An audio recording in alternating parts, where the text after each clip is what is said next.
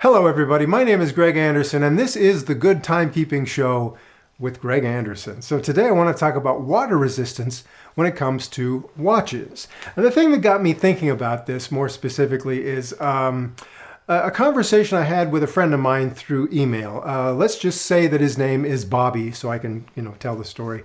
So, I've known Bobby since we were young children in grade school. You can guess how long ago that was, but it's been decades ago, right? So I could tell that Bobby, even way back then in grade school, was kind of skeptical of authority figures. He was the kind that wouldn't take things quite at face value. So when a teacher or a school principal, whatever, tried to tell Bobby what's what, he'd be kind of like, "Oh, really? Are you sure about that? Or maybe I could prove you wrong about that." That sort of an attitude. So years later, this personality trait is still evident, and it might be manifesting itself in what we would call conspiracy theories and stuff like that. Just again, not taking anything quite at face value when authority figures try to tell you what's going on in the world and what you should do. Right. So. I think Bobby, has a few watches, G-Shocks and other watches like that, fancy watches, and he's very doubtful about the water resistance claims on these watches. Now, I'm afraid some of his doubts are actually the fault of the manufacturers themselves, which tend to be very conservative or maybe show an abundance of caution, as it were, when it comes to trying to say how water resistant their watches are. And so I see this manifest on YouTube and some of the people talking about watches, especially those who maybe have invested in the very fancy diver watches that are rated for extreme depths.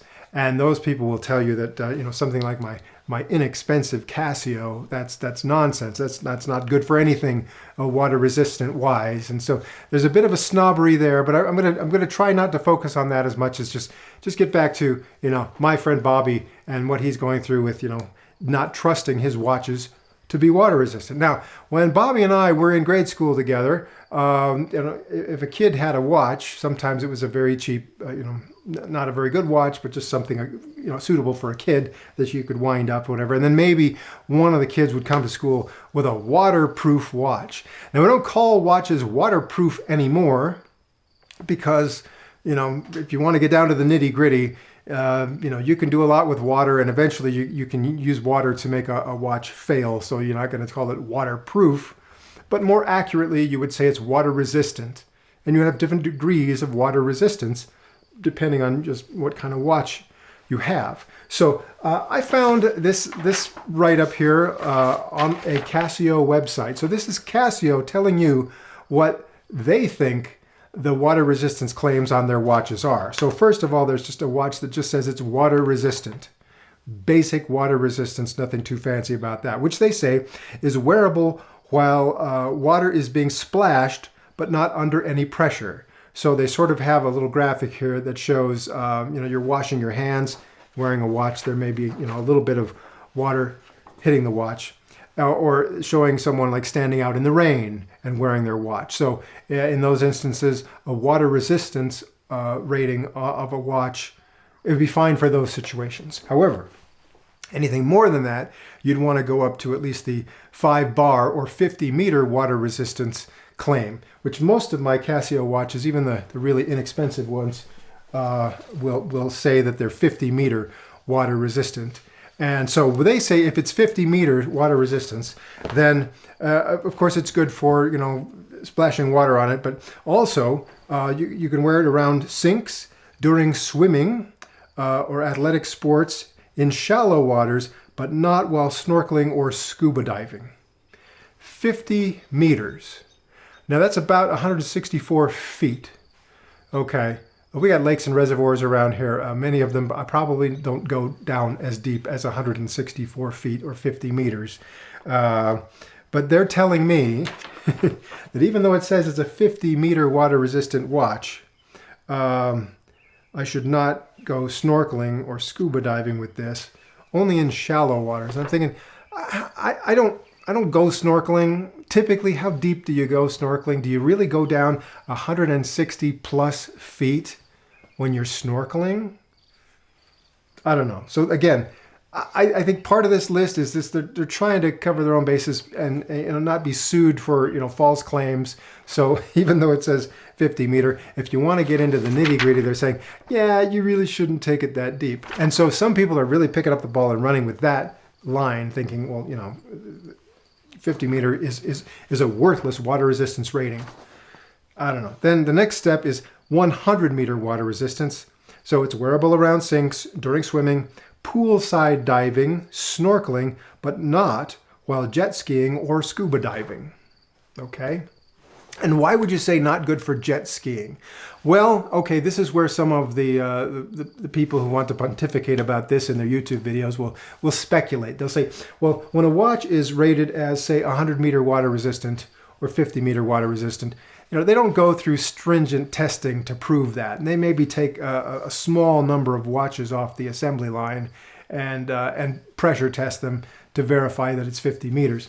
And when they pressure test it, they maybe put it in some sort of a little pressure chamber that could sit on a tabletop and simulate the water pressure of 50 meters. And if it passes the test when it's brand new, they say, yeah, okay, it's good, it's 50 meters.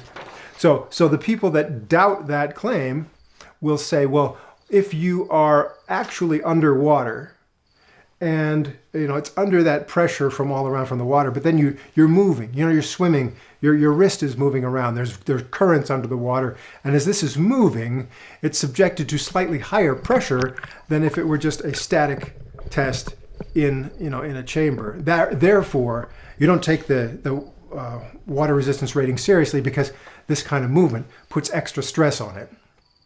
And let's hold off on that for a minute, because that kind of thinking is just a little bit over the top, if you ask me. So another thing people will say is, well, you've got different things here. So if I look at here at the back of the watch, this one, for example, there's a kind of a thin stamped metal back to the case of the watch. Under that is a little O-ring, just kind of a little, rubber or synthetic rubber O-ring. So that creates the seal between the case and the case back and keeps the water from seeping in.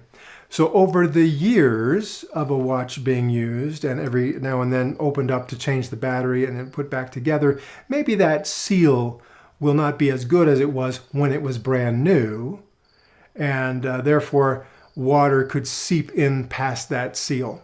Also, this line of thinking, every place where you've got a button on the outside of the watch, there'd be a little O-ring inside.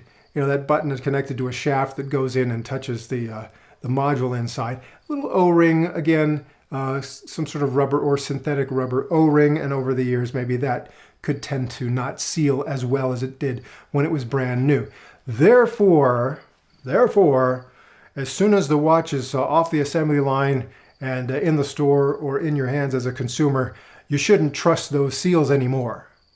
Okay, so people are saying that sort of thing, and I go, well, I don't know. So these kinds of extreme examples of the seals failing, or the movement adding additional pressure when you're under the water, making it so that you can't trust these pressure ratings. Okay, the next one, and most of my G-Shock watches have a 200 meter water resistance claim from Casio. So what does that mean? Wearable around sinks, during swimming, poolside diving, snorkeling, jet skiing, but not while scuba diving. Okay? So you've got a 200 meter water resistant watch that can, if you translate that to feet, that's over 650 feet. And I don't know who goes snorkeling down to 650 feet, or who, when they fall off their jet ski, sinks into the water 650 feet. I don't even know how many people actually scuba dive down to 650 feet. But they're saying, you can't use this down there scuba diving. Then there's one more level of water resistance that I've seen on Casio watches, and this is maybe the Casio Frogmen series of watches, and they're very expensive compared to something like this, but they have a rating that's called Diver's Watch 200 meters. And so they say This is wearable while scuba diving at depths not requiring helium gas. Okay, so I'm not a certified diver, but I know that at certain extreme depths, maybe you're using unique mixtures of compressed air in your scuba tanks, okay, and sometimes may contain helium. So what's the deal with helium? Helium molecules are very small, so small that even the best sealed watch that's keeping water out and keeping most everything else out, those tiny helium molecules may still get in past the perfectly good seals. So imagine you're scuba diving, you're breathing your compressed air, which contains helium, and your watch is all over the place, and some of that helium escapes into the watch. Now, the pressure of the water around you is going to be very high, and the pressure inside the watch is also going to be high at that point, especially if the helium is seeping in there. So there could be a pocket of air in there that's pressurized about equal to the pressure outside of the watch, or at least higher pressure than it would be at the surface before you went scuba diving. So then what happens when you surface? Well, the water pressure around the watch is actually obviously going to be less as you go closer to the surface. Now you have this air pressure inside the watch containing helium, and that's going to be highly pressurized. So the watch could burst because it's a high pressure in there. So that's why a diver watch, a true diver watch that's good for scuba diving, will have certain valves and certain ways to release any air buildup inside the watch as you come to the surface. So there actually is a Casio watch that's diver watch 200 meters, but then even in this they're saying, but don't use it in situations where you have to use helium gas. Okay, so the other thing that they say, and this is kind of in the fine print at the bottom of this, they say even if a watch is water resistant, do not operate its buttons or the crown while it is submerged in water or while it's wet. So again, they're saying that if you operate these buttons, that's those little seals, little O-rings that are connected to each button, and as you operate that, you may be allowing some water to escape into the watch if the O-ring is being disturbed. So yeah, all of these things make it sound like you can't really use these watches underwater, right? Oh, one more thing. If you are to take a shower or a bath while you're wearing one of these watches, a lot of people saying, oh, no, you can't do that. That's terrible for the watch. The hot water, bad for the seals. Soap and detergents, bad for the seals. So, never wear a watch when you're in the shower taking a bath. Never let soap get on the watch. And so, again, we're talking very, very cautious, conservative, and, abundance of caution ideas about water resistance. But getting back to my friend Bobby, okay, here's the problem. So he's telling me he has a G-Shock watch. He's got some other fancy watches, and he doesn't want to take them, when he's going to go swimming in the lake. And I'm saying, no, it's fine. Don't worry about it. Oh, really? Sure? Yes, I'm sure. Now, on the one hand, if you are a certified diver, I do expect you to know more about the equipment you need to do that than I know about that, because I'm not a certified diver. But if I don't expect you to necessarily tell me more than I know about a G-Shock watch. And here's what I can tell you about the Casio watches that I've had in my collection for more than 30 years, including this one, which is about 30 years old. Anytime it says water resistant 50 meters, I don't worry about it. I will take it to the swimming pool, no problem. I will take it to the ocean, no problem. Now they say if you've been in the ocean, you might want to rinse it off under tap water, get the salt water out of it, and make sure you don't have any sand stuck in like say a metal bracelet or anything like that. That's fine. I understand that. But I have never been overly cautious about getting this watch wet, even in a swimming pool. And you know what has happened to this watch? You know what kind of damage it has sustained when I've submersed it underwater? Nothing, okay? So if you want to tell me that the water resistance rating on these watches is meaningless and you can't use them underwater, what I want from you is proof with a watch that it doesn't work if you take it underwater, that it broke because you took it in a swimming pool. Okay, if you can tell me that, if you can show me videos about that, rather than just talking about lists like this and how an inexpensive watch compares to your multi-$1,000 scuba diving watch, I don't want to hear that. I want, if you want to doubt that this watch can stand up to swimming in a pool, show me a watch that failed. That's all I'm saying. So I told my friend Bobby, I said, don't worry about it. Go swimming. You won't have any problem. Now, before I move on, and I've just upset all the divers out there, that's not my point. My point is, you see torture test videos on YouTube all the time where people have taken a G-Shock watch and they really put it through the ringer, right? They run over it with a truck. They drop it from the top of a building. They bash it with a hammer. They do all kinds of things, and it still keeps going. And you're going to tell me that a watch that can withstand all that can't get in the bathtub for a few minutes and come back out without breaking? I don't think so. I don't think so. That's all I'm saying. So, speaking of videos where they torture test watches, okay, I don't want to get in trouble with, copyright and having to argue my case about fair use. I'm just not going to do it. Instead, I'm going to just give you a link in the description of this video so you can watch a couple of videos that I'm referring to. One of them is a video actually officially released by Casio, maybe only in the Asian markets, I don't know, but I'll show you that link where they take a Casio diver watch, G-Shock, that's rated for 200 meters, and they actually put it on a little rig with kind of an atmosphere meter, right? And so you can see the camera is mounted looking at this meter and this watch together, and it's going down, down, down, down, down, lowered on a chain or a rope or something like that. And, or cable, probably cable. And they lower it down to 200 meters and it stops. And you see on the little gauge that it's 200 meters down, and you see the watch and it's still working just fine. And you'll say, well, that's like a static test. Well, that was in, I think, the ocean, at least. In the real world, they put it down there, they let it sit there, and it was fine. It was working just fine. So Casio actually put that out, and you can watch that video, while at the same time they're saying in the list like this, not to do that? Okay.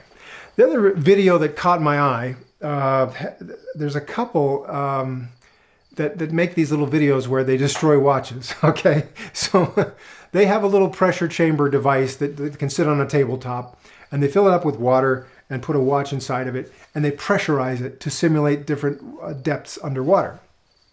And so when they use mechanical watches or analog watches, they will usually pressurize those to the point of and watch carefully and tell you at what pressure the watch stops working. That's one thing they try to do, is make it stop working. And the other thing they try to do is pressurize it enough that there's a catastrophic failure of the crystal. So either these spider web cracks all over it, or an actual failure where it shatters the crystal and a big bubble of air comes out. And they just love to push these watches to the actual breaking point. Okay, so I stumbled upon a video that they made where they took a watch just like this one. This is the GW7900. Okay, rated for 200 meters, a G-Shock watch. And they stuck this in their pressure chamber and almost within a few seconds pumped it up to a 200-meter simulation in their pressure chamber, and looked at it and decided, well, it looks like there's nothing wrong with it. So they just kept going and quickly took it up to about 600-meter simulation before started to see some failures. So it looked like maybe the display wasn't working right. And they tried to keep going until, they wanted to make the crystal crack, I think. And they never really reached that. But definitely showed where the watch was messed up. And then after they decided, they'd taken it to the extremes, they took it out of the pressure chamber and took a look at the back of it. And basically the back of the case was compressed in this little concave shape on the back of the case. So you can watch that video and tell me what you think of it. But I think it's fun to note that in their test, there was nothing apparently wrong with the watch until it reached 3 times the rating of 200 meters for water resistant. I wish they had taken it out, after, say, 600 meters and examined to see if they had dented the back or if there was even any real damage to it. But they just immediately took it all the way to the extreme where they wanted to damage the watch. You can watch that video, see what you think of it. And there are other torture videos online. People take a Casio watch and they stick it in boiling water, or they'll stick it in a block of ice, or they'll stick a block of ice in the boiling water. And I don't know. I don't really want to abuse the watches like that. But all I can really say, for those of you who are like my friend Bobby, especially if you got a G-Shock watch rated for 200 meters, have at it. Don't worry about it. Are you really scuba diving? If not, fine. Are you really snorkeling down to, 150 feet below the surface? I don't think so. Maybe you would be cautious about using the buttons while you're actually underwater. But if you want to wear your watch while you're jet skiing, don't worry about it. Go ahead. All right. That's a lot to say. And again, I don't necessarily want to antagonize divers. I just want to say, don't be so cautious about, treat these watches with kid gloves, because they're pretty tough. And if you want to stick it underwater, go ahead. Go ahead. And if it fails, tell me about it. Okay? Because I don't think it will, unless you do something really crazy. But just going in the swimming pool? No problem at all. All right, that's all for now. I've got some other topics, maybe not quite so controversial or confrontational. So there will be more videos coming soon. So please stay tuned for more of The Good Timekeeping Show.